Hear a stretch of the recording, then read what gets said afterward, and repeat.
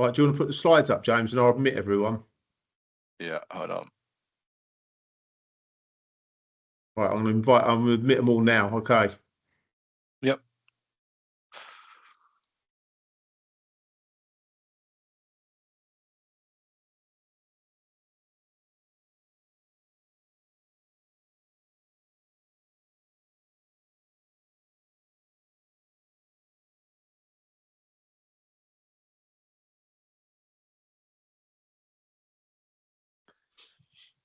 Welcome everybody to today's webinar. We're just going to hold on a couple more minutes just to give people a chance to join, and we'll start in the next sort of 2 or 3 minutes.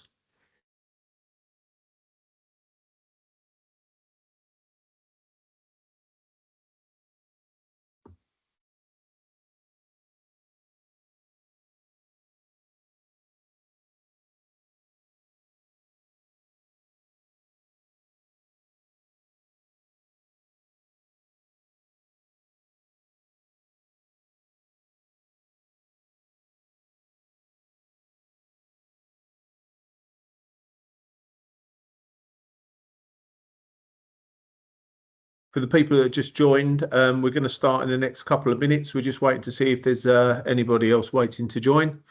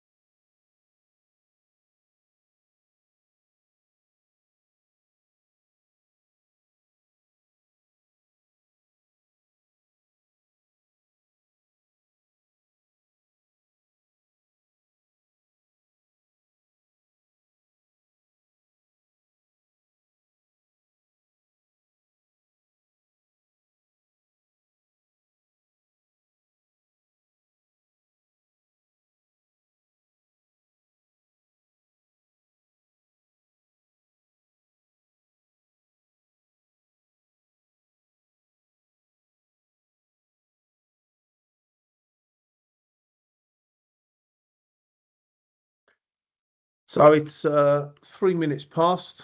Last person just joining there. So welcome everybody. What I'd like to do is I'd like to initially start with some introductions.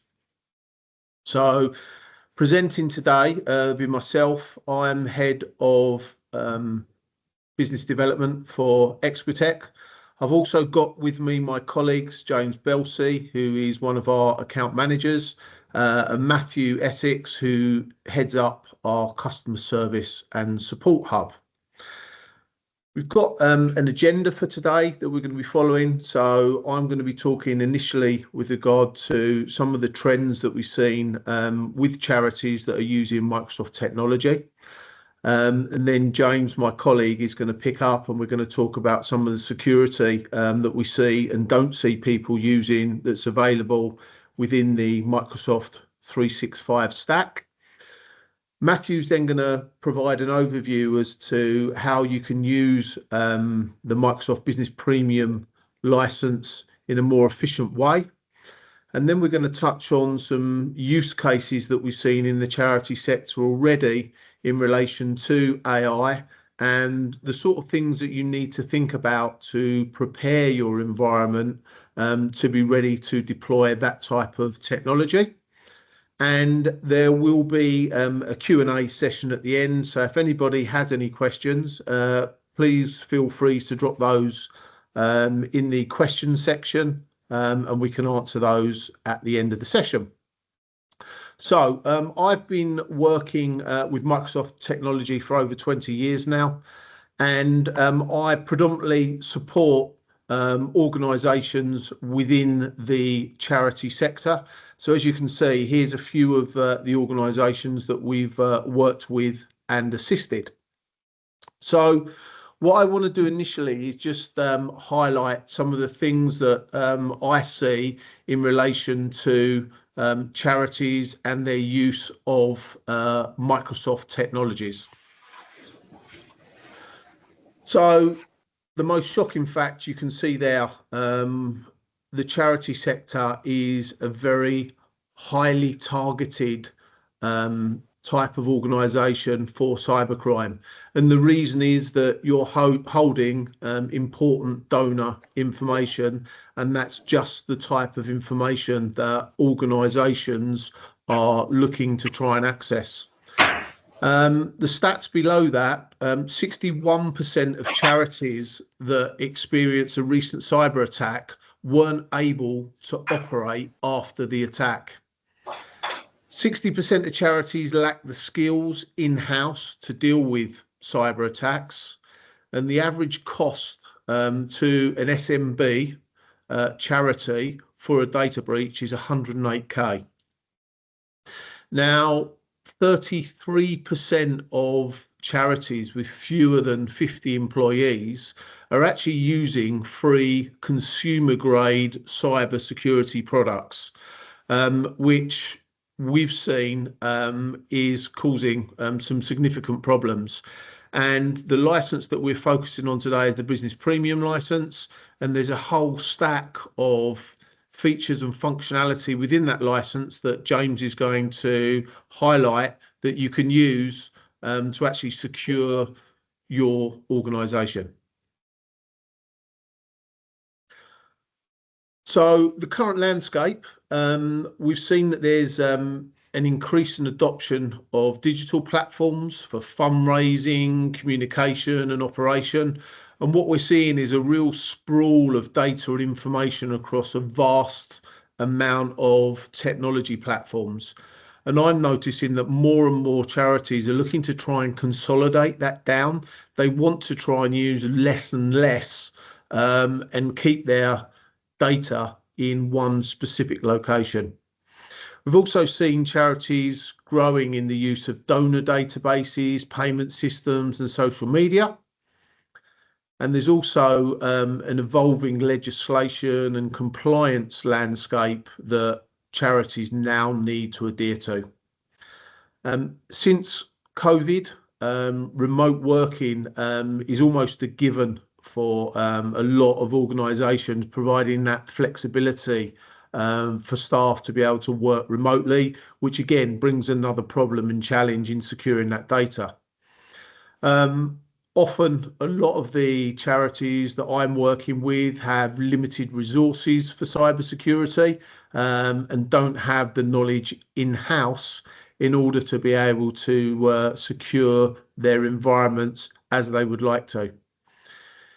There's also a huge reliance in the sector on volunteers and non-technical staff. So, people generally in the sector are not as skilled as the corporate sector in using technology, and there's a challenge there in upskilling and training. We've also seen that there's been a huge increase in volunteers using their own personal devices. Obviously, on occasions, there's a lack of funds and staff and volunteers are using personal devices. And again, that just brings another challenge in relation to how do I secure that data on those personal devices. And then finally, as I mentioned earlier, one of the key things that we look at is the sensitive donor information and beneficiary data that's being held, and how can we secure that and track and understand where that is within the organisation.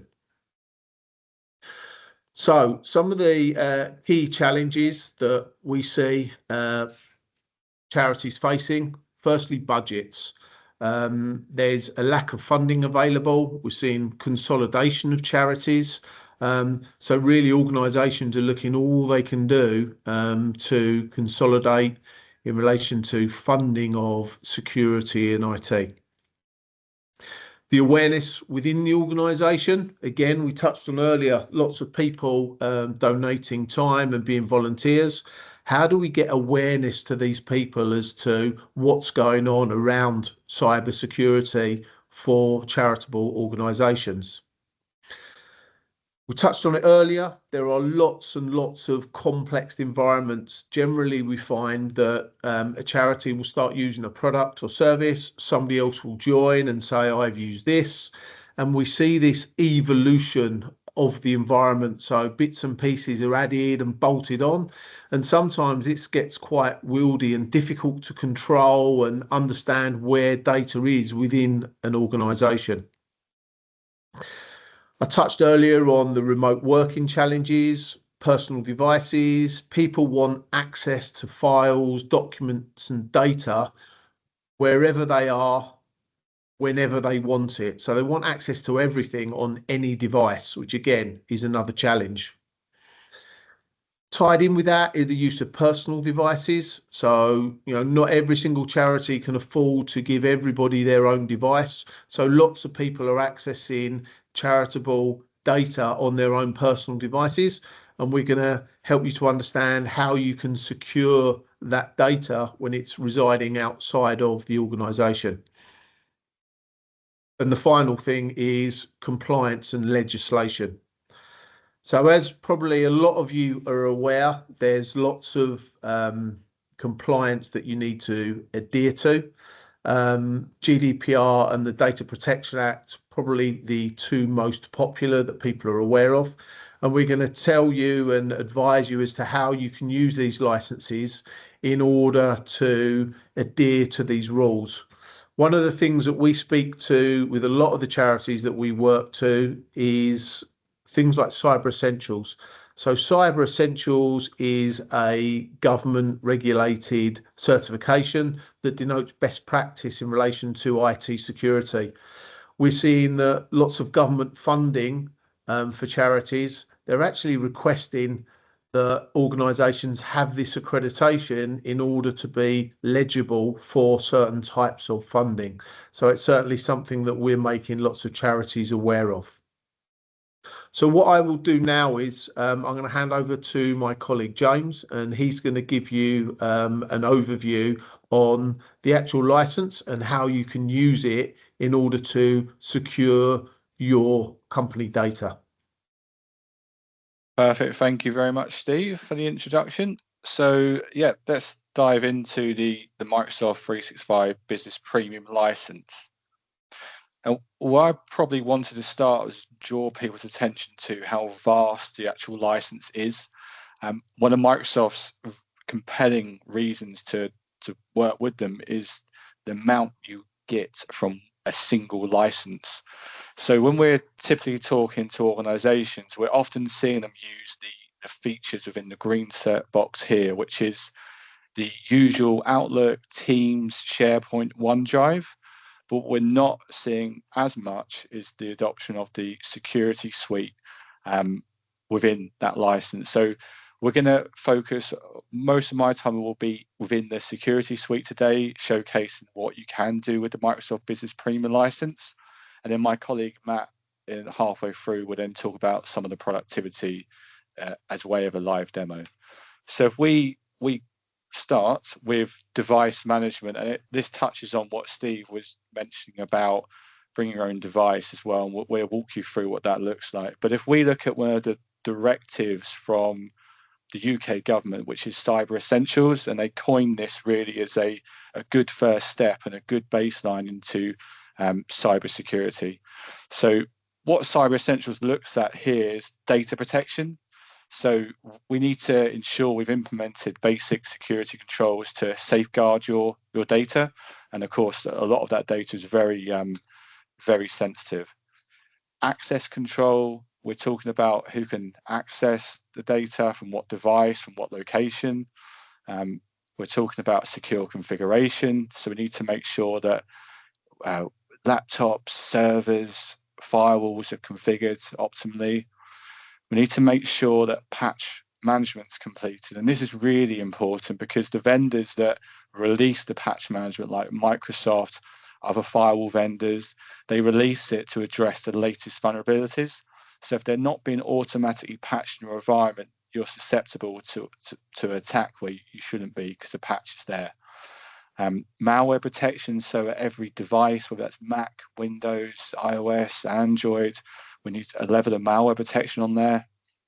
Device security, again, we need to ensure that the device is a good level of cybersecurity, so encrypted, malware protection, and we also need to find a way of protecting personal data or company data on personal devices.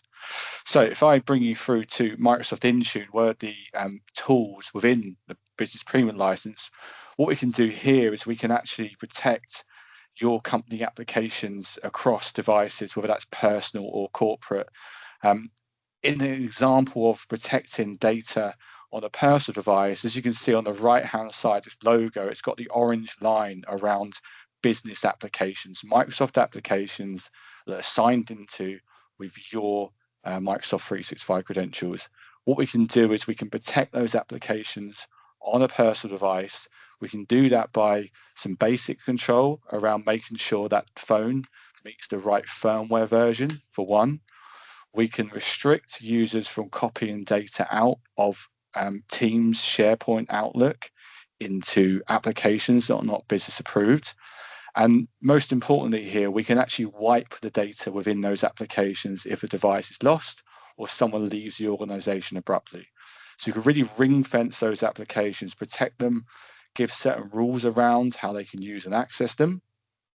And of course, we can do that across our corporate devices as well, where you control the entire device. So you can really be very specific there and only allow certain applications to be installed and downloaded by individuals. If we look at access control, we're talking around conditional access policies. So really that is a rule that says, if you don't meet our security policies, if you don't meet the location, potentially, you are not going to be able to access our data. So we're limiting it from any device anywhere can access it without any rules in place to saying, well, we can absolutely allow you to access your data from any location.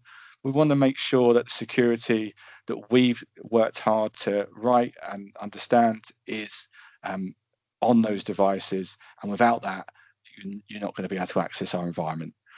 Secure configuration. So within that platform, we can administer and make sure that all those security features are installed across every device. So make sure it's in the right patch level, make sure the device is encrypted, make sure we're setting what applications can or cannot be installed, and we can administer that across the entire estate, and we can make that department specific as well. Patch management, as I alluded to there, we can automate the patch management process. Again, this is really critical because vendors release patches for a specific reason, and that's to address known vulnerabilities.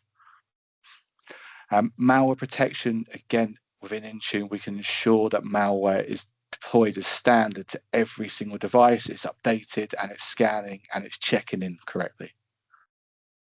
And last, we can ensure here that unless the device meets the compliance policies that are backed with the security configuration we put in, then again, if that device doesn't meet your compliance policies you set, it will not be able to access your environment. Of course, the user will know on the screen they are on a device that doesn't meet security policies. Alerts can be set to IT and the issue can be addressed very quickly. But it's all around safeguarding your data and having tools that do this for you rather than relying on best endeavors or good practice or that make the employees making their own decisions. So that's what Intune can do around device management. If we move on to endpoint protection. So again, what we at the start, the Microsoft Business Premium license is vast. That's a lot of function within that. And this is all about using as much of that investment as you can. So Microsoft Defender for Business is that endpoint protection that's an antivirus that sits across all devices. So it's an opportunity to consolidate rather than having multiple vendors, multiple renewals. From a finance perspective, it's also from an IT perspective. Again, you're not having to go to multiple different portals. It's all within that Microsoft 365 portal to administer. It uses advanced technology. So what I mean by this is Microsoft spend millions and millions of pounds a year on security. That is their main investment pool, apart from AI, as we'll touch on in a moment. That technology, it understands the most common threats that are sent to users every day, and a lot of those tools can deal with that situation and quarantine it before it even gets to the point where the user or the IT team know there's a problem and they need to address it. So we then compile that with a really simple interface. Again, for those IT people on the call, it's a really straightforward portal. It's very intuitive, and it's easy to see threats and past history or alerts you need to deal with. Here it protects all devices, so Microsoft worked really hard to ensure it works across Mac, Android, iOS, and Windows, so we can deploy it everywhere and set policies for those devices. As I said, it automatically deals with most cyber threats. Microsoft have a vast array of data coming into them from all types of attacks as they get more advanced. A lot of their money they spend in this is to deal with those attacks automatically, quarantine the device, get it out of the system, and then allow IT to come in and deal with it. And again, it's regularly checking for fixes in security issues before they become problems. It will see every application on that device. It could be an issue with Chrome not having the latest version. There's a known vulnerability. It's going to tell you that's a problem and it needs to be addressed. So some practical examples really, so it can help with phishing emails. So a good case here is, imagine an employee receives an email. They think it's from a trusted source, but it actually contains a malicious link. Microsoft Defender, if it's downloaded or attempts to be downloaded onto that device, it will see it, it will deal with it, it will alert, it will get the IT teams involved, and it will quarantine that device quickly and allow the team to come in and rectify the situation. We're talking about ransomware attacks. Again, the criminal there is attempting to get your data, encrypt it, and hold it to ransom. Much like the phishing email example there, if something is sent, Microsoft Defender again understands that behavior. It can quarantine the device. It will send alerts to the portal you want it to go to, and your IT teams, whether that's outsourced, in-house, can deal with that. Same with malware. Again, if it's files are downloaded from a website, we've seen cases where people are putting together a presentation, they download an image on Google, it contains malware. Microsoft Defender will know that. We see it day in, day out. It alerts, it quarantines, and we can deal with it. It will pick up on suspicious network activity. That could be something like a lot of emails being sent out that's not normal behavior. It can be that all of a sudden you're logging in your office in London, for example, and now literally 30 minutes later you're logging in the US. It's going to understand that, it's going to deal with it, it's going to alert you, your IT teams to that problem, or your outsourced IT. Vulnerabilities, like I said earlier, around applications, software applications, not just Microsoft. If it sees the vulnerability or it's on a lower version or patch, it's going to alert that and want you to deal with it. And it also protects against unauthorized access. So if someone's trying to log in with improper credentials, they're trying to get into the device, it's going to pick that up, it's going to quarantine the device, it's going to alert you. The IT teams are going to be able to deal with it. So that's the Microsoft Defender for Business suite. And that replaces, I guess, or can be a direct replacement for the traditional antivirus software that you might have to bolt on additionally to your IT. Email protection, so critical. It's the front line. It's where most of these attacks happen. So someone's trying to infiltrate or phishing for information, essentially. So the email protection suite, again, can remove the need for third-party software in some cases. And these are some of the tools that it can help employees with. So again, using Microsoft's algorithm, it can help against anti-phishing attacks. It can identify them. It can give users prompts, warnings, and again, it's fully configurable in the portal. You can make this aggressive. You can bespoke the policy as well, based on your own organization's behaviors. You've got a safe attachment. So we all receive attachments every day over email. This suite here will scan every attachment. It won't let you open the attachment in the application until it's deemed it safe. And if it does pick up a problem, it's going to stop you opening that document. It's going to send alerts to IT teams, and we can deal with the issue. Anti-malware, much the same. When email comes in, again, the Microsoft algorithm understands these types of attacks. It's going to scan that email. Any infected anti-malware will be removed. It's going to alert, and the IT teams can come in and help. Anti-spam, we're all pretty familiar with what that is there, but again, it's got anti-spam policies in place. You can tweak them to your organization. It starts to learn the types of emails that are received as well, so it can keep that inbox clean and keep unwanted emails away. And then safe links, this has been really very useful in the past. So you often get emails with links, website links. Most of them are perfectly safe, nothing wrong. But what this suite does do is it actually scans every URL in that email. If you happen to click on one it deems to be malicious, it's going to bring you to a web page. Very obvious, it's what it's telling you. Dark red, warning signs. We think this is malicious. Please contact your IT team. Proceed at your own risk. So again, scanning every single link in that. So it's a comprehensive email protection suite within that Microsoft 365 Business Premium license. If we then move on to conditional access, which I touched on at the top. So this is all about you can only access our data if you meet the policies and the conditional policies we have set. So an example of this is we all know multi-factor authentication. So we are making this a mandatory conditional access policy. Every time a user is created, whether it's a user employed at the organization or a guest is very common now as organizations look to collaborate with external parties. As soon as their credentials are configured, the user has to enroll in MFA. If they don't, and they don't use MFA, they can't access anything. So we make that a conditional access policy at the top. We block access from untrusted locations. So again, when we're talking to clients, if they only operate in the UK and then they're not really operating outside of it, i.e. they're not working from the States, from Europe with a company laptop, then we block access from those locations. So we just restrict that service attack level that little bit more. Again, you can use it for best practice guides around countries what are more susceptible to making cyber attacks on organizations in the UK. And likewise, you can block certain regional or IP addresses for those in IT. So again, that could be used in reverse as well for those in IT, where you allow a site access without any form of authentication, for example. But again, we're commonly, if you're in the UK, you only operate in the UK, we're often advise that we block any location other than the UK from accessing on a device.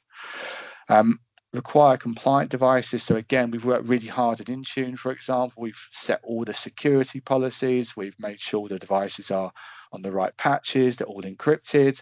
So now we've got our devices compliant. We want to put a conditional access policy that says unless you meet the standards we've agreed and we've rolled out, again, you're not going to be able to access our environments. Again, it's just reducing that surface attack level. So a criminal or bad actor, as they call them, can't grab any device and just try and get into your estate, because automatic is going to say, well, hang on, you've got to get through MFA. But if you got through that, then well, you're not on a company device that's compliant. So again, we're not going to let you into that or into our environment. App-based access control, a good use case for this is, we all use our personal devices. We all want to use our personal devices for work, but there needs to be a level of control around it. So when we're working with organizations for bring your own device, email is often the #1 priority. With conditional access, you can say absolutely you can access email on your personal device, but it has to be through the Outlook application that's enrolled in our app protection policy, and that allows us to wipe the data only within Outlook. We can't see anything else on your device, but we're protecting the app, and we ensure that you meet a certain level of security, whether that's the right firmware version and there's a PIN or biometrics on that phone, so that data isn't exposed. Admin accounts for those in IT or admin accounts in general, that they're in every estate. We make sure that they have a higher, stricter access level of control, whether that's specific locations to IP address only.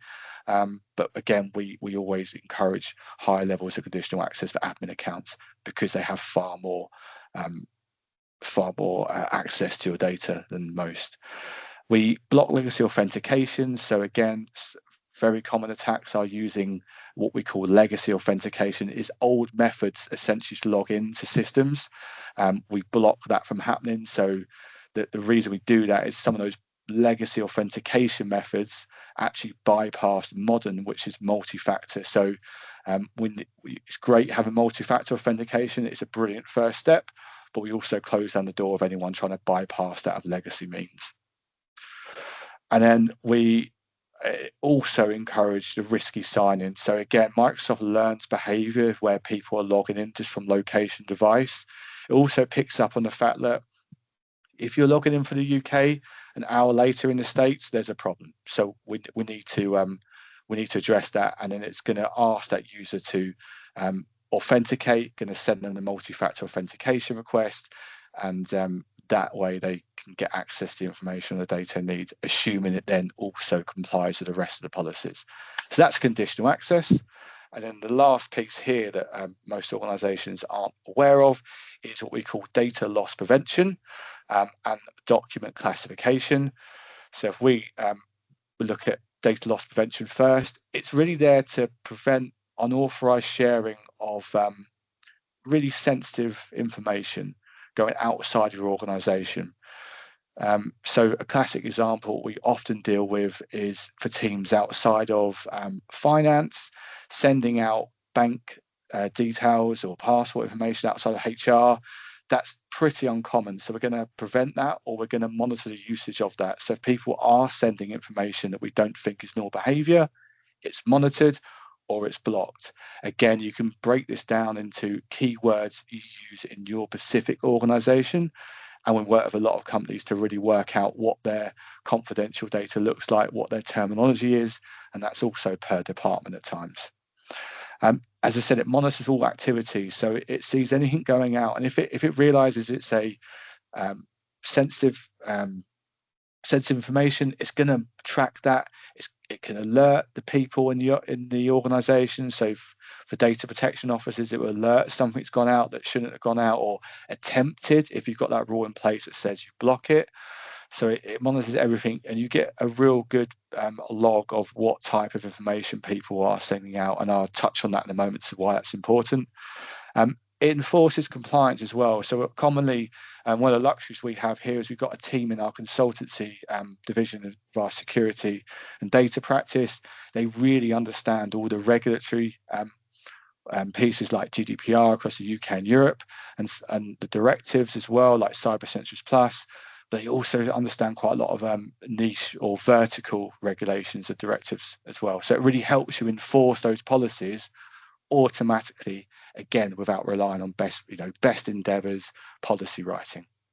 And then the final piece here is it just allows, it educates the users as well at the end. So users start to understand that, we're all busy, we're trying to get our work done. They start to understand what sensitive information is they're sending out, they might not have been aware of. So it's not about getting people into trouble here, it's about helping users understand what type of information they're sending out. Sensitivity labels go hand in hand. So we all have very sensitive information within our organization. And what Microsoft 365 allows us to do is it allows us to label the document. So we often work with companies, we'll work out what their highly confidential documents are, we'll understand the keywords that go into it, and we then put a rule behind that says that cannot leave the organization. It cannot leave. It's highly confidential. It can't go outside of this. So again, we're using tools to automate this process rather than relying on people, best endeavors and policies. So it stops people sharing, classified documents and outside the organization. It also reduces the risk of data breaches as well. Some of that sensitive information, it can't go out in its raw format. So again, it's just helping you meet the regulation, the standards automatically without relying on anything else around that. Labels ensure the data security by encrypting emails and documents as well, and it just makes sure that only authorized people can access that content. That's the important bit. So if someone does try and send a document inside the business and they're not authorized to see it, that person that receives it, if they're not authorized, because we set the policies, they won't be able to see the document regardless of what's been sent. It's really key. That works the same for external as well. If you send an external document or a document to an external party, they're not meant to see it. Well, because we set those policies in place, they can try and download it, but they can't see nothing. It will stop them. So it's just protecting data breaches. And then lastly, again, everything is tracked, everything is monitored. So if someone tries to declassify your document, we're going to be alerted to it. We're going to be monitored. It's going to be monitored. We're going to help people. There could be a legitimate reason it's being downgraded. But again, it's about using those tools to automate this so it doesn't become a real headache for people in the organization to worry about GDPR data. So that's that part. So they're the sort of 4 or 5 main points around the security suite. There's much more within that, but that's the high level. And at this point, I think it's time for me to hand over to my colleague Matt, who's now going to take a demonstration of some of the productivity tools within inside that license. Perfect. Thank you very much, James. I appreciate that. So I'd like to just spend a little bit of time now and just go over some of the productivity boosts we can gain, especially within Microsoft Teams. The Microsoft Business Premium license offers so many different applications for us to use, and it can become overwhelming to know what's available, what's out there, which app to use at the right time, and things like that. Microsoft Teams for me is the most important app of them all because it provides us as a single pane of glass into everything that Microsoft offers within that license as well. Now, typically, I see with a lot of customers that I work with is Teams is generally just used as a chat or a meeting platform, and there's nothing absolutely wrong with that. Teams does those features very, very well. But one of the key missing features I always find is about how Microsoft Teams can actually improve productivity and present information to us as we need it. So Teams has been improving a lot over the course of the last few years, and even in the last few months, it's received some real major updates that for me personally and my team has made navigating all the different amounts of information and tools that we have on offer a lot easier. So I just want to go through some of the key highlights that we can use within our environment to help our end users actually get that information and get to where they need to and communicate with the right people at the right time. So a few months ago, Microsoft released a big update that combined the chat and the Teams functionality here as well. So previously, we always used to have a chat icon here, and we also had a team icon as well that had teams and channels within it, and it kept everything very, very separate. So those one-to-one chats and those group chats were all in there, and then everything to do with files and folders and group team chats was always a separate area. Now, there was nothing wrong with that, but it did mean that if you kind of lived within the Teams environment, you could find yourself hopping in and out of windows all the time, and you can lose the flow of what you're doing at that time. So Microsoft introduced this new combined chat and Teams experience, which has basically given us the opportunity here now to manipulate the way Teams, we interact with Teams on an end user level. So again, at an IT admin level, we can develop Teams and allow certain things and certain applications in there to be used. But as an end user, you were kind of forced into that way. But now we're given the ability to make this work with the way I want it to work or the way you want it to work as well. So within Teams now, we have the ability to create all these different folders, basically. Now, I've got a bunch down here on the left, but you can go ahead and create any ones you want. And what this gives us the ability to do is, for example, I have a customer service hub folder here, and within here, I have all the groups of people that I chat with. Now, some of these people might belong to my team, and there may be some other people that are outside that traditional team that I actually interact with quite a lot on the day-to-day role that I have here at Exquitech. So I'm able to come in and put users within groups here, so I can interact with those people and those teams and those channels really, really quickly. So as you can see here, I have some support chats here, I have individual chats, and I have some group chats. And I also have Teams channels here as well, which I've currently highlighted. Now, as I scroll down, I've created different folders for different departments within the business, and even external customers that I work with as well. They could be vendors or clients and things like that, and I can group them into this as well. So, for example, I've got all these here. I've got some live projects. So within the sales there, I've got the UK sales. We can see Steve and James here that I work with, and there's also our other salespeople that we might work with throughout the world easily, and I can put them in here and have them all grouped together. And that's really handy for me to manipulate the way my team's environment works for me.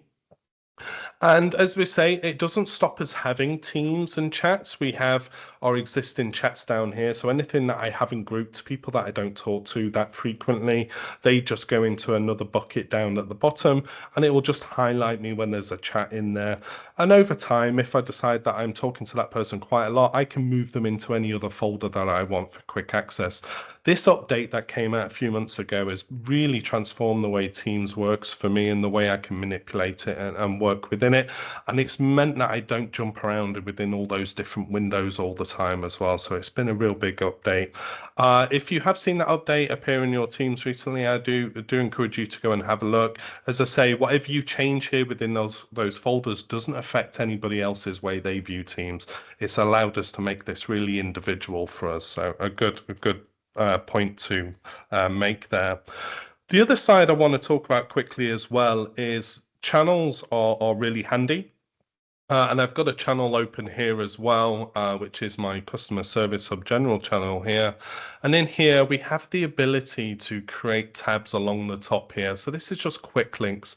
Now, this is me kind of managing this channel for my team. So I'm presenting them with easy access to things that, that are available to them, or might be a good thing for them to be able to find quickly and easily without having to jump around into all the different applications to find that information.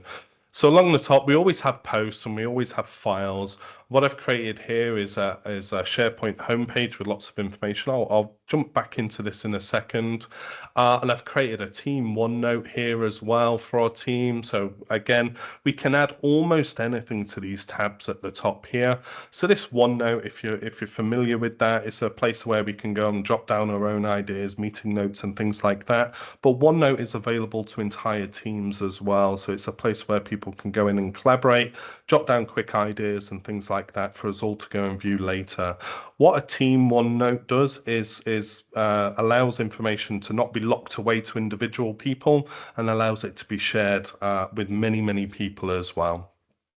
One of the other big things that I like to have here is Planner. Again, Microsoft Planner is included within your Microsoft Business Premium license, and I'm able to go and pin planners to each and every channel that I'm in or I look after, and I'm able to come in here and have plans. So I can assign tasks to myself, to my team members and things like that, even people outside of that particular team.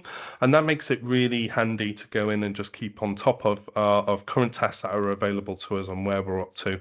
I'm able to go in and see where the team's up to as well, and if we need to move things around or we're on track. It's really handy. For my team as well, I've been able to go in and add something called Viva Learning, which is again included within your Microsoft Business Premium license. And I've able to go in there and for me and my team, I've able to go and present really good training information or courses for the team to go and do at their own leisure. And I've just put all the most popular ones in there. But again, this particular team here is very technical. However, Microsoft offers such a wide array of training that you can pop in here as guides. Maybe think about you've got a new joiner starting on a Monday morning and you want them to complete some inductions and then maybe an introduction to Teams in here. This is the place to go and do it. And as I say, this is available as a standalone app, but if you're trying to make everybody try and remember all these different places to go, it can become a bit overwhelming. So again, I like to design teams and channels to present information to my end users so they don't have to go and look for it. Now, I just want to touch on quickly these tabs here. We have loads of options that we can use here, and it's really simple. You don't need to be technical at all. But if you hit that little plus sign there, you're able to see all the applications that are available to you. And Microsoft make lots available to you. So you've seen some there: Viva Learning Planner, OneNote, you can add SharePoint sites, and so on and so forth. So it's a really handy way to go and manage your team's channels. I just want to venture back to the SharePoint. So again, SharePoint's included in your Microsoft Business Premium license, and you get lots of storage available in there. And within channels as well, to boost productivity, we can go ahead and create SharePoint sites. Again, you don't need to be really technical to create a SharePoint page. At an individual level, really quick and easy, a few minutes, you can have something up and running. So what does a SharePoint page add? What value does it add to your team? Well, one of the things we found was that we could send out lots of emails with company updates or department updates. Maybe we want to get some news out there, and it becomes a lot of noise, and emails get missed, or you think I'll look at that later, or there's lots of pings coming through in your teams when you're trying to focus on getting some work done. So what I do is focus on creating a small little SharePoint page that's in that team, that's relevant to everybody who accesses that team, and I can dump a load of information in there, and it's in a real rich kind of website-like format.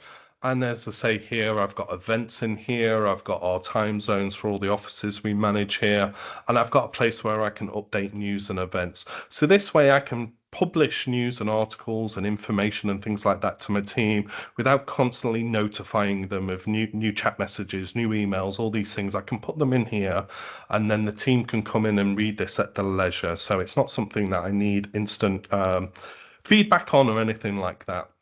Now in here, again, I think about designing this for the team as though somebody's going to be joining my team for the first day on a Monday, and I want to point them to somewhere where they can go and get a wealth of information. Maybe they want to go and know who else is in the team, who works within our department, who do you reach out to when you need to go and get some information.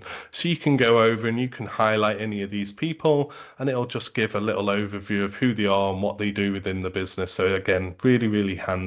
And you can also see who they're working with. Again, something like this only takes a few minutes to set up. It's not very difficult at all. You don't need to be highly technical, but it's just a really easy way to present information to your team and reduce noise at the same time. Now, another area that I want to focus on is within files. So within Teams, obviously, we can have files in many different places and kind of different locations. So we can have OneDrive, we can have SharePoint, we can have files stored on our own local devices and things like that. But within Teams, again, you have access to all the files and folders that you're allowed to see, and it all works with those security features as well. But again, traditionally we can have lots and lots of folders, and you won't know what's in those folders.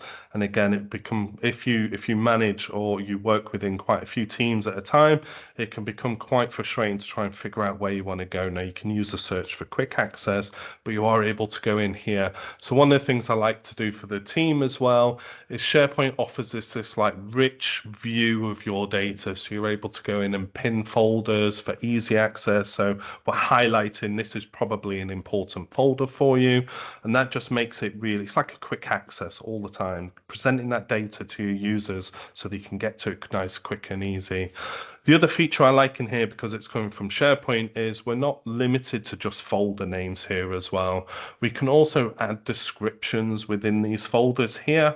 So again, we're coming way further than we ever used to when we had on-prem file servers and things like that, or maybe files stuck in OneDrive. We're able to go in and tell people what's in these folders. Why do you need to go in here? And again, descriptions are really easy. I've just got one in here for demonstration purposes today, but you can see this folder contains default templates. So I'm providing information to users. One of the big things that I touched on very quickly was team tasks here. So I just want to go in the Planner app. Again, it's included in your license. It's really handy. And what this will do is show all the different plans that are available. So these could be plans that I've created for me and my team. They could be plans that have been created by other teams, but I've been included. And we can see all these tasks in here as well. So within this planner app here, inside Teams, I don't need to go outside to another app at all. I can see all the plans that I belong to. I can see all the tasks that are delivered exactly for me here, which ones I've completed. And again, I can go in and set tasks for myself, for my team, and I'm able to go in and see the progress on all these just with one app. I don't need to leave Teams at all. And again, for important tasks, I can go ahead and add them to my day. So I'll get alerts that I've got tasks assigned to me for today, and I can go in and see those as well.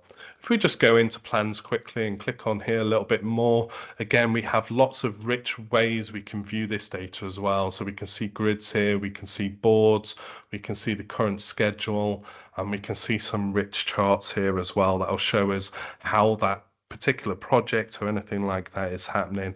So again, planners included. It's really great to keep on top of tasks. You don't need a separate app outside of Microsoft. It's all included in here, and it's a real great way to improve productivity and performance. Another big app that I am pretty big fan of is Microsoft Loop. It's one that kind of goes under the radar a little bit here.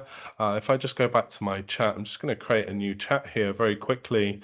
Now, we traditionally see lots of emails before people really embrace Microsoft Teams, lots of emails, internal, external, and things like that, lots of questions going out, and then lots of email replies and so on and so forth.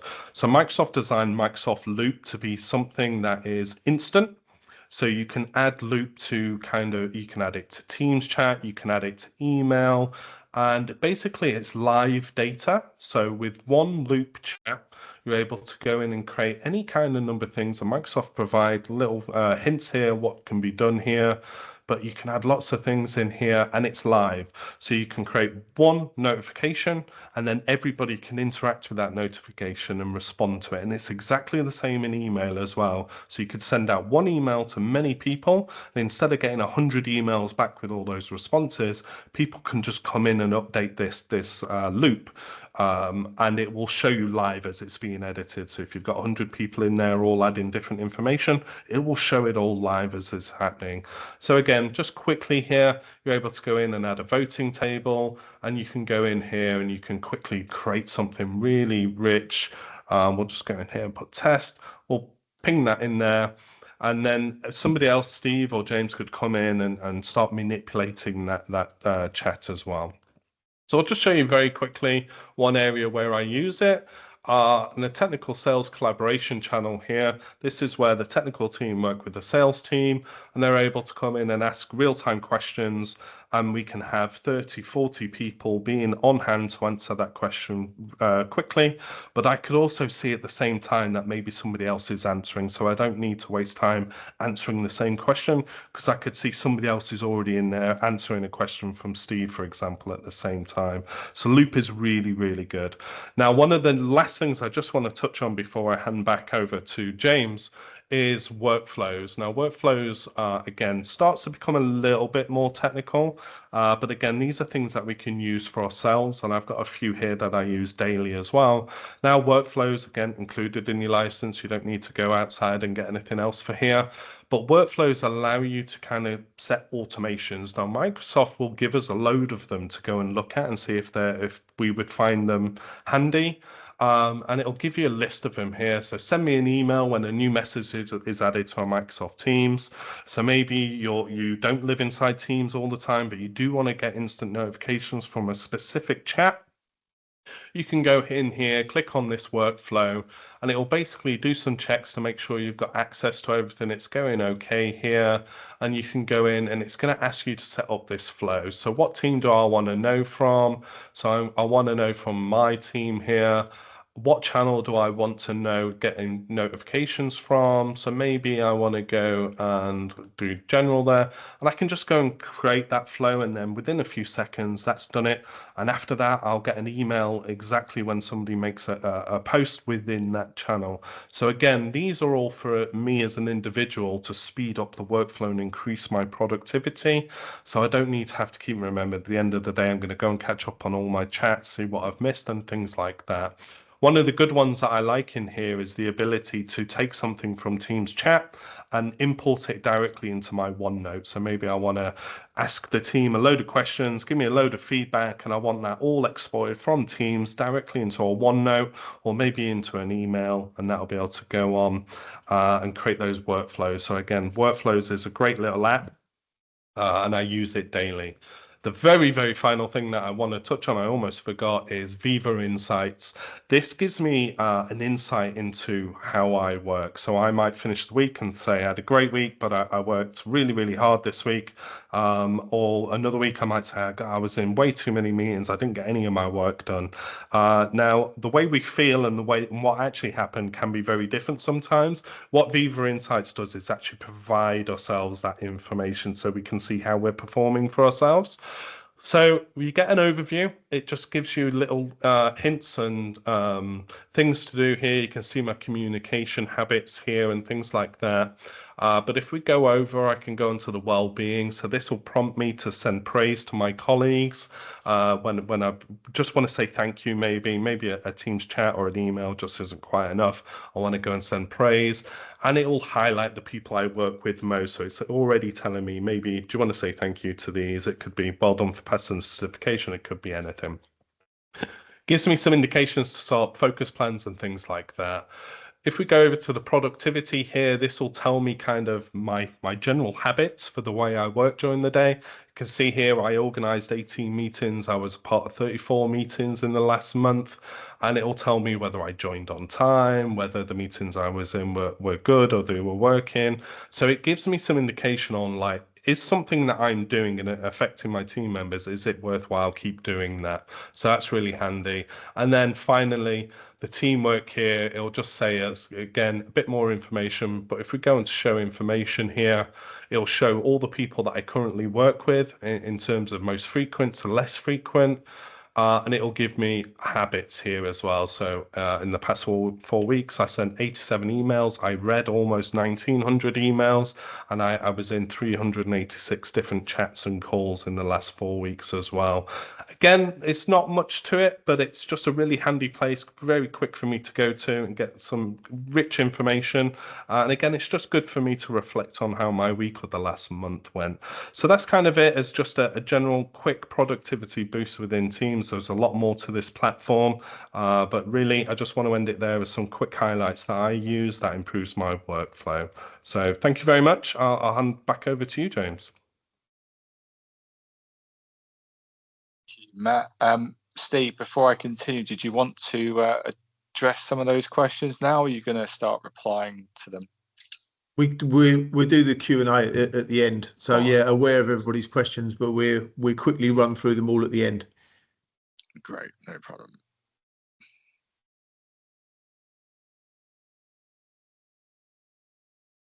Okay, let me just grab to the slide.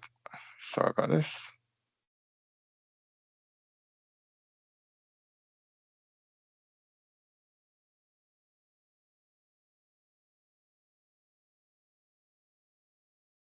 Sorry, guys, I dropped off the call. Just going to get to the point. Then we shall. Okay, so AI readiness and security, huge topic. I think everyone's pretty much talking about that. I can see some questions in the chat as well. So if we can't answer some of the real technical points, we have a team, consultancy team, that at the end we can gather any unanswered questions. We can get you a response from where the consultants direct. So if we walk into this UK landscape, there's a lot of regulatory demands. There's a lot of directives here. And really, when implementing AI, there should always be a thought that goes back to regulations such as GDPR. such as using the Cyber Essentials framework ensures that access and security levels in your environment is set up to a good standard. And then we're seeing now the UK government starting to write their own white paper around AI regulation. Now, what will happen is we can see that if we look at the EU AI Act that's just started to come into play. AI and the usage of AI will very much be regulated, and it will be pretty much like a GDPR point where for severe violations there will be large fines, and it will work its way down. And for SMEs and SMBs, then obviously they're going to receive lower fines, taking into account the economic viability. And what we typically see with these regulations is the large corporates and enterprises would have started to move towards it, and it will slowly filter down or start to filter down to the SMB sector. So I think our team believes in the next couple of years, this will be a regulated market, and there will be a need to adhere to the policies and practices put in place. As I said, the EU Act is a real clear example of that. So when we talk about AI readiness, we probably around 18 months ago, we realized that really we're at the start of AI in terms of it being utilized widespread. I think in the next 3 to 4 years, organizations that aren't using AI are going to be at a severe or disadvantage because of how quickly these tools are being developed and some of the studies we're seeing from it at the moment. But if we take around the readiness, so readiness starts with you've got to have a level of strategy around it, and that's really difficult when I say that, because you're implying here that you need to write a business case, you need to understand what you're trying to do with AI, and it's not always that clear at the moment when you're looking online or talking to people. The AI case studies that are out there are in large corporate enterprises. It's a different model when you break it down to SMB, and that's why people talk to organizations like us, because we're lucky enough to see how AI is implemented across multiple verticals.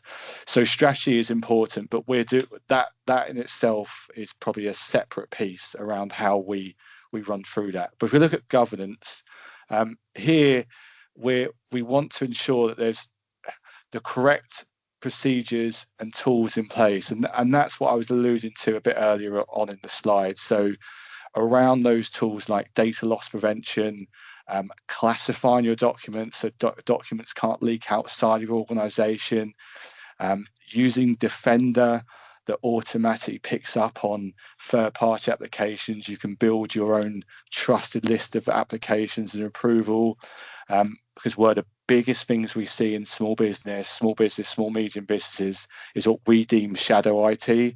When people in your organization are using tools you didn't know were being used or are not business approved. So when we talk about governance, we really want to get to the point we spoke about earlier. You've got your levels of conditional access, you're controlling your devices, you've got your classification, you've got your data loss prevention policies at high level in place. And there's a lot more to it at that, but we can answer those questions offline, and if we need, but we can put you in touch with some of our consultants. But that's what we're talking about, governance. Some of the things we need to think about with AI is that we're seeing huge cases of AI for job applications. So people are putting in job applications into AI or tools in general that are on the market for it, but businesses aren't explaining to the people applying for the jobs how the AI makes decisions. So have they accounted for the fact that is the AI non-biased? Is it biased? Is it going to impact certain people's application rather than others? So we need to be quite clear on how we're using AI for the people that your users for your charity or people that you're working with. Privacy is another part, and this to the people that are used to GDPR. You got to think when you're collecting customer data. For example, a good point here is around we're seeing a lot of use cases for personalized experience on websites, whether that's your shopping website or something else.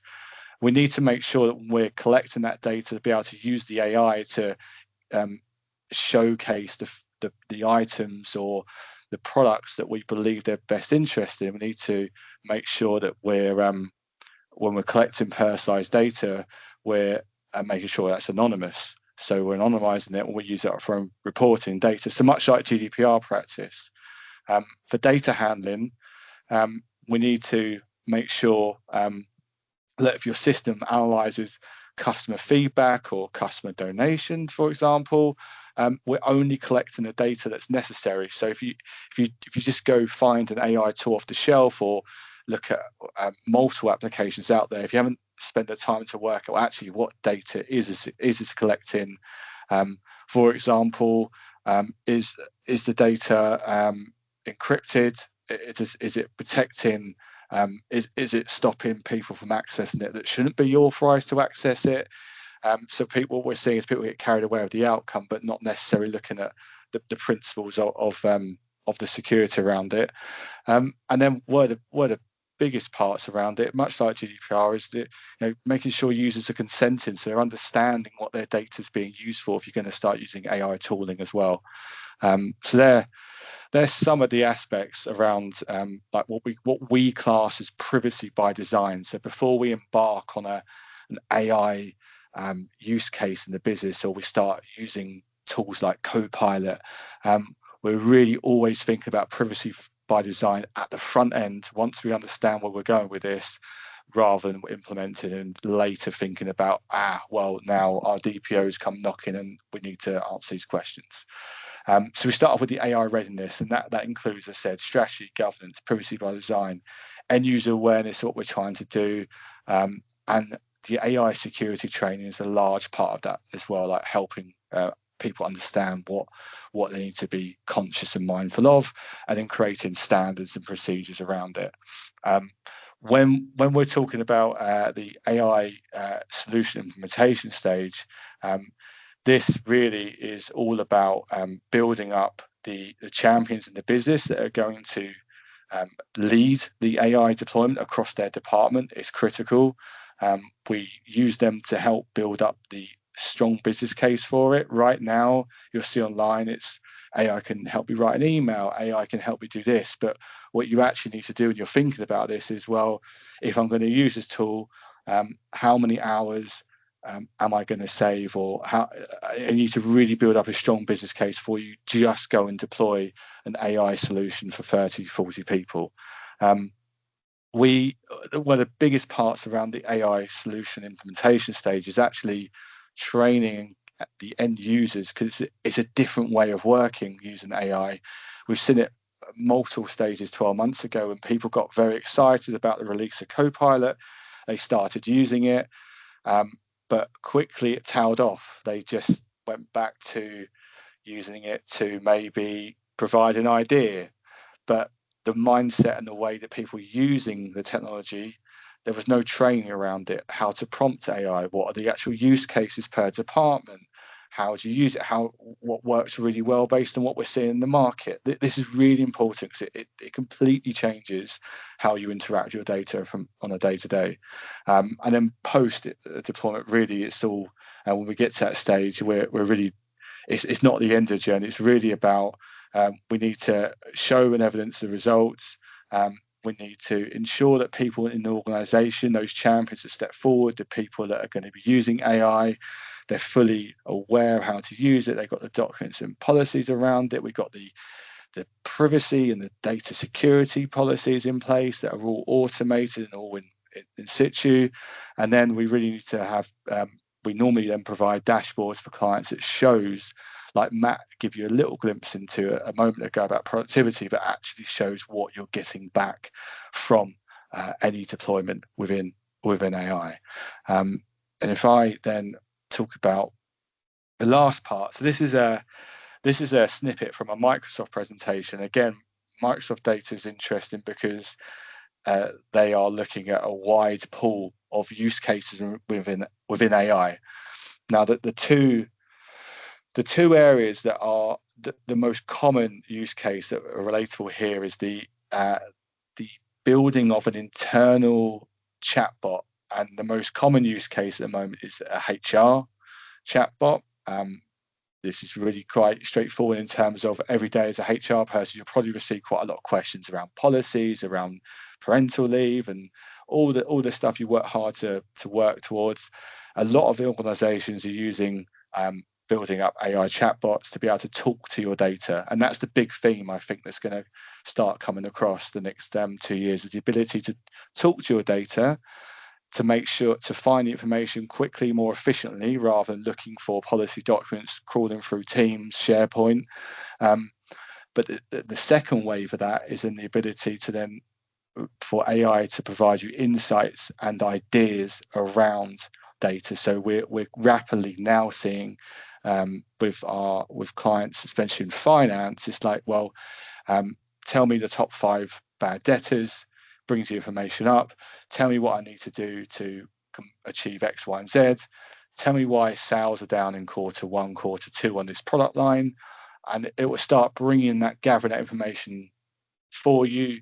You can then start asking that questions like, put this into a table, put this into a report. So I think very much the next couple of years is going to be the uptake of the ability to not only talk and find information, find snippets of data, but for the AI to understand your data, provide the AI with quite strict persona, so a finance persona, a finance analyst, a CFO type character, and then provide insights and suggestions that actually help the business with the questions they have to ask. So that's the evolution of it. It's at the moment it's looking, chatbots are huge, and in the next couple of years we're gonna see a lot of people looking to be able to talk to their data and gain insights. So I know I moved quite quickly across the security part, but again, any questions on that, we've got a team of consultants. We can absolutely go very in depth into that if you've got very specific questions. I already saw the one around third-party applications that we will look to get back to on that one. And then at this point, Steve, I'll let you end the presentation with about us. Yeah, perfect. Thanks, James. Thanks, Matt, for those insights. Rather than talking about us, what I want to do is really I want to explain to people why they should work with a Microsoft partner. So we work directly with the Microsoft charitable arm called TSI. So that's Tech for Social Impact. So Microsoft has a charitable arm. And one of the things they do is they provide free and discounted licensing to end users. Us at Exquitech, one thing we do that's slightly different is that because we deal directly with Microsoft, we receive further discounts on top of the discounts that Microsoft provide. And part of our giving back to charities is whenever we provide licenses to charities, we provide our discounts on top of the Microsoft discounts that you'll be accustomed to. So there is a question in the chat already. Do Microsoft provide free charity licenses? If you're a charitable organisation, you can claim 10 free business premium licenses, and this is what we've focused on today. Licenses, in addition to that, are the general RRP for an organisation is about £18-19. For charities, they're £4.50. We actually provide them for sub £4 currently because there's been a decrease in the Microsoft licensing for this month. So one of the key things a partner can do for you is actually provide you with additional discounts on licensing. In addition to that, there are pots of funds available from Microsoft for charities for things like security reviews, for deployments of AI solutions. There's a $2,000 grant available to charities for Microsoft Azure. So it's possible to build an AI solution, put it in Azure, and that ongoing cost can be provided by Microsoft. Product awareness. So there's about to be a whole host of changes made in relation to Copilot that we've been made aware of that are due to be released. James has touched on the chatbots. That's one of the features that's going to be released very, very shortly.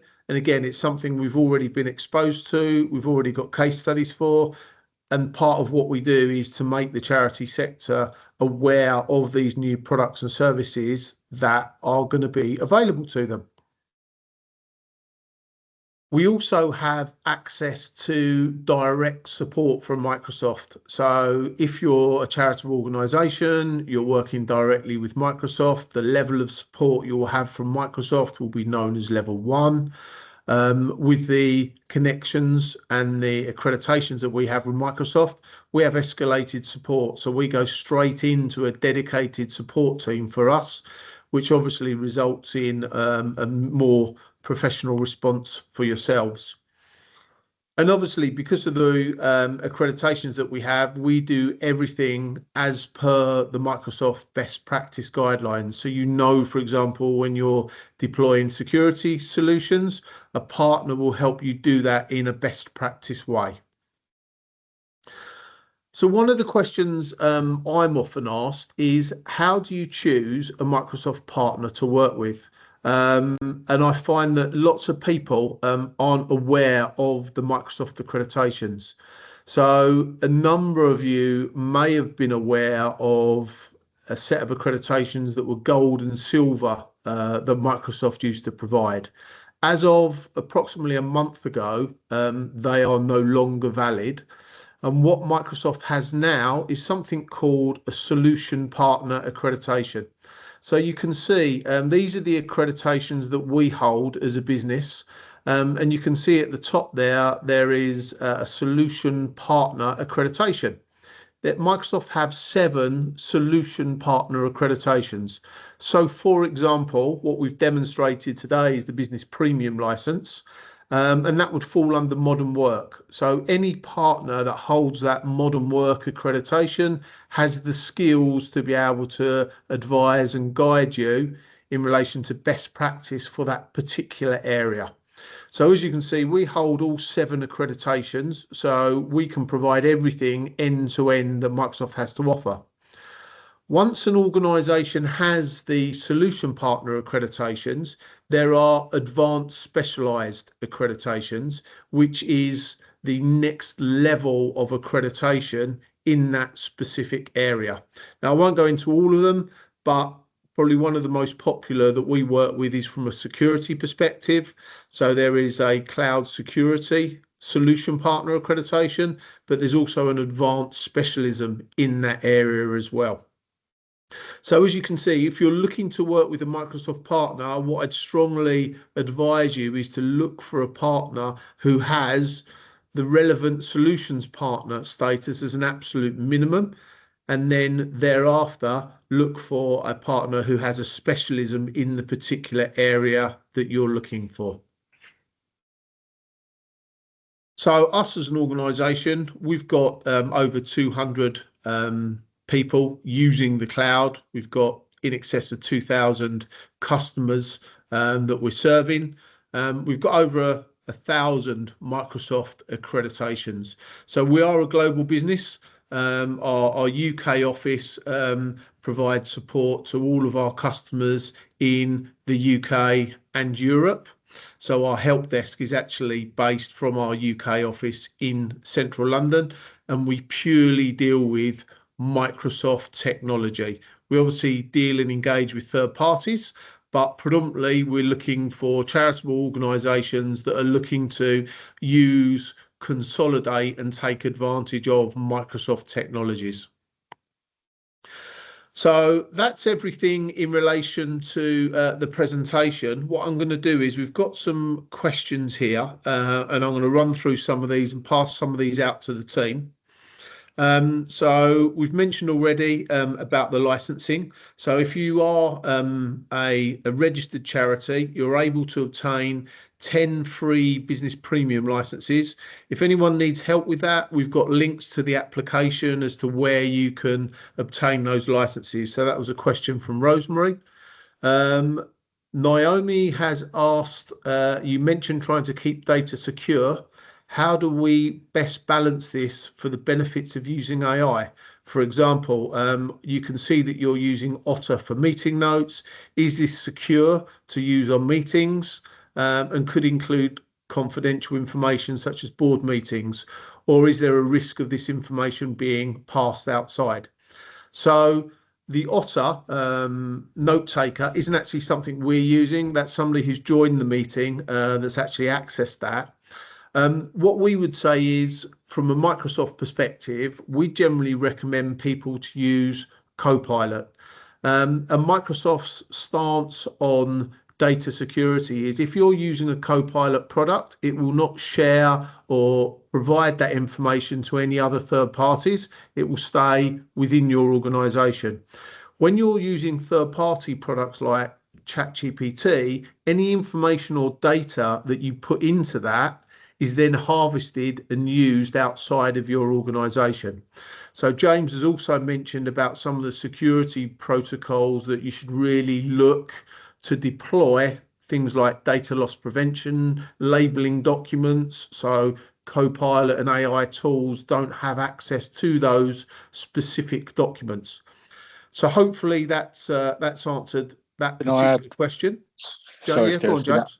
I was going to add as well, on that point with that, there's the basics as well to start off with. So it's vendor vetting is critical. If you're going to adopt any new technology tool, it's vetting that supplier. So there you get the opportunity to ask things like, where's their data stored? What are their security policies? What are their protection policies? Is the data encrypted at rest to where it starts to where it goes in transit, so no one can hijack that information? Access controls, work out who's going to have access to it, who can modify the data. And where tools like Microsoft can help, it's a much more, it's a bit more of a conversation around it, is the security center, which is called Microsoft Purview, can actually monitor third-party traffic moving outside of Microsoft, and you can label it to say if sensitive data, much like we spoke about of like document labeling, sensitivity labeling, it can flag that data leaving your environment as well. So there's tools in Microsoft that, if you are using third-party tools, can alert you to like data like that leaving the organization and go into those. But again, I'll go back to the basics. When you get a vendor, it's like assess them, ask them the questions around where's the data held, is it protected, is it encrypted, how are you compliant with GDPR regulation, who can access the data, and how can you modify it? That's always a really good start there. And those vendors, like the tool there, will be able to answer those questions. Brilliant. Thanks, James. Got a question from Gordon Skelly. Matt, this one's probably for you. Do you see Microsoft extending their support and updates for Windows 10 past October 2025? Thanks, Steve. The quick answer is no. I don't see them extending it. However, Microsoft has been known to extend deadlines if they see the need for it. Microsoft don't do traditional Windows 10, Windows 11, Windows 12 anymore, and Windows 11 has seen many feature updates, and it's been out for a long time now. I don't think Microsoft will be extending that deadline, and we're way too close now. We would have heard something by now, so don't count on them extending it at all now. Okay, perfect. And then we've got a question from Deborah Nevin. Does this need different Teams premium licenses? So what we focused on today has been the business premium license. Matt, I don't know if you just wanted to give a really high level overview, some of the additional features within the premium license for Teams. Yeah, so everything I showed you today in Microsoft Teams is included in that Microsoft Business Premium license. So everything I've shown you today does not require you to purchase an additional Teams Premium license. Teams offers many features without needing to go to Teams Premium. It does offer some additional features like transcription. I would think of Teams Premium license as a kind of stopgap or a middle way before going full to Copilot. So it offers some few additional features. If you're a business that does lots of webinars like this and you don't want to go into Copilot for meeting notes and things like that, then the Teams Premium license is a good little stopgap. But everything I showed you today is included in the base Teams license that is included in Microsoft Business Premium. Hope that helps. Perfect. Thanks, Matt. And I've got a question from Susan Farringdon. How do you create those chat folders and find who has sent you a message in Teams? It looks like a lot of chats to keep track of. It is indeed. Just to show you this very, very quickly, I'm going to show my screen again. Now, absolutely correct. There is lots and lots of ways. Now, to create these folders here on the left, just in the little icon here for new items, if you click that, you can create new sections. And in here, we'll just call this test here. And when we create that, we have a new section. Now, if I wanted to move somebody or something into that section, like Emerson Gray here, maybe I chat to him a lot, I can click the three little dots on there and I can move that person to that section. And then they're in here. So that's how you create those sections, and you can move people around. They can only exist in one section at a time. Now, how do I keep on top of all the read and unread notifications? Well, Microsoft makes that really easy for me. So up here, we have an unread tab, so I can click that and it will show me all the unreads. I can filter by channels, chats, and anything that I've muted. So that's kind of a quick overview on how to stay on top of the unread and all the notifications. It does make it very easy. Brilliant. Thank you, Matt. Question from Donna Stimpson. My team and I are neurodiverse. Can you help us? Quite a lot of this is too left brain for me. That's actually quite interesting, Donna, because I had a client who had similar challenges. And some of the things we looked at with them were basically using visuals, so imagery rather than text. It just makes the information more engaging for people to understand. Breaking down some of the tasks using Planner, but using this into really small projects, so it's a lot more manageable. And one of the other things we did was we looked at sort of custom notifications. So just to reduce distractions and that type of thing, we selected activities that we thought people wanted to be notified about rather than make it all very intense. So hopefully that will give you some insights. Susan Farringdon is a bit too fast, lost track of the clicks in loop, Matt. So I don't know if you just want to really quickly just give a quick overview on loop. Sure. Yes, absolutely. Apologies. It was quite time intensive to get this in. So I'll just show my screen again quickly. So in loop, so just when you're in a chat here, so I'm just down here at the bottom. With this little loop icon here, you'll just see it's quite small on the screen. But if you click that here, it just gives you this overview here. So you can add a title here and you can share some ideas. And then just down at the bottom here, Microsoft gives us a load of different things. So we can add a table, for example. I'll just go and get rid of that. And then I'll just start another one. I'll try not to go too fast. But down here, you've got bulleted list, checklist, task list, a voting table, numbered list. And if we click more here, we can have a Q&A session, a bit like what we're doing here now, a progress tracker and things like that. As I say, Loop's available. I think it's one of those apps that you probably just have a play with. You can, in Teams, if you don't want to bother anybody, you can actually go and chat to yourself in Teams. I do it a lot. But if you were to create a new chat, and you can just select yourself as a person and you can see all these different chats. And in here, you can go ahead and start having a bit of a play with Loop yourself without bothering anybody else in there as well. So I do encourage that. Thanks, Matt.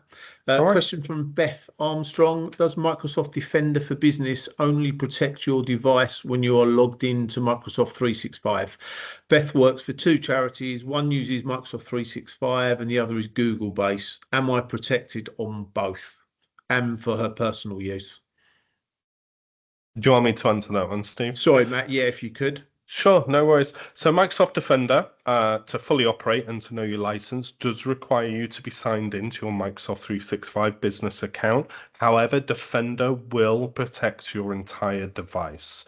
There are some caveats there. So every application you use, if it finds that it's got a virus or some malware in there, it will protect you. The only caveat that I would say is if you're signed into a Google account as well for their email, then that inside that Google business email will be protected by whatever policies you've set in that business account. However, if you were to try and download a file from Google email and that file had malware or something in it, then Defender would protect you from that. What it won't do is scan inside the Google email. However, using your device and generally going to websites and things like that, Defender will protect everything on that device. I hope that makes a bit more sense. Thanks, Matt. Charlie Fletcher, is it possible for one Microsoft partner to take over ownership of licenses from another? Yes, it is possible. You can also have more than one partner providing you with licensing. So that's certainly possible. Alan Simpson's asked if we can share the slides. We can certainly do that after the presentation. Samantha Parkhouse has said, hi, we use 81 basic licenses. What level of security do we get with them compared to the business premium? Matt, again, I don't know if you wanted to pick that one up. Yeah, without sounding hyperbolic or something like that, business basic virtually includes nothing in terms of security. Now, over the last kind of 12 months, Microsoft have put some basics in there to enforce multi-factor authentication and things like that, and a few tenant restrictions just to stop some of the most basic attacks. But in terms of added security features, there is nothing included in Microsoft Business Basic. To go through all the, I think James did share a slide of all the additional things that were included in Microsoft Business Premium and the security. It's a lot. It's a very, very good license. But yeah, there's no comparison at all, unfortunately. So sorry about that. Yeah, unfortunately, yeah, there's hardly anything at all in the business basic, and we've actually got some comparison slides at a real high level. If you'd like us to share those as well, just to give you some more insights. Again, at a very easy to understand level as to what's included. Rob Danavel has asked, would you recommend setting policies at DC or entry level, or using something like Priva as the place to set policies? James, I don't know if you want to pick that one up, or would you like me to take that? If you could take it, Steve, if you want to. Right. In relation to the policies, generally, we would do everything through Entra, and then we would apply the policies through Entra, and then the restrictions, etc., and the management would, and everything else would then come through Priva. Again, Priva is another subject altogether, but if you'd like us to follow up with you, Rob, we can certainly give you some advice and guidance in relation to Priva, but we'd tend to set everything through Entra ID. Got a question from Ruth Davey. Can you collaborate in Teams chat with people outside of your organization in a secure way? Matt, did you want to pick that up? Sure, and absolutely, it's one of the most secure ways for you to collaborate with other organizations. One keynote is all your organizational security features stay in place. And the person you're talking to, if they've got a Microsoft account in there as well and they're talking in their teams, their organizational policies are also in place as well. So we might allow something in our organization, but their organization doesn't, and it will affect both. So you're able to go ahead and chat and things like that. But it is the preferred way to communicate with people outside your organization. Totally prefer that way over email. Absolutely. Perfect. Thanks, Matt. Susan has said that she's had some internet issues and missed the answers to some of the questions. We're using Copilot, so we have a transcript. So, Susan, we can send you the answers to the questions in the conversation. That's one benefit of using Copilot. Next question is, what is the cost of Copilot licensing for not-for-profits? So, Charlie, just to give you an understanding, there is actually a discount available to charities at the moment in relation to Copilot. Off the top of my head, it's 10 or 15%. I can confirm that for you and come back. The RRP for the license is about £20, but I think for charities it's down to about £15. But I'd need to check with the pricing, and I can confirm that to you after the session. I'll drop you a message and confirm that pricing. I think that's it from a question perspective, unless anybody has any last sort of final few questions. I think we've sort of pretty much hit all of the time as well. So we will be looking to run some more of these sessions. We're potentially looking at running some sessions in relation to data and compliance. So we touched on regulations earlier. And obviously AI and Copilot is a hot topic of conversation as well. So we're potentially looking to run a session in relation to that. If anybody's interested in learning about any particular Microsoft technology for the charity sector, whether it be something like Dynamics, which is the CRM, or any bespoke information around AI developments for charities. We did help Charity Excellence in the development of their AI platform. So yeah, we've got some experience in bid writing using AI for that sort of technology as well. But I think it's just really for me to thank Matt and James for their input for today, for everybody for attending, and yeah, hopefully see you at the next session. Thank you. Thanks, everyone.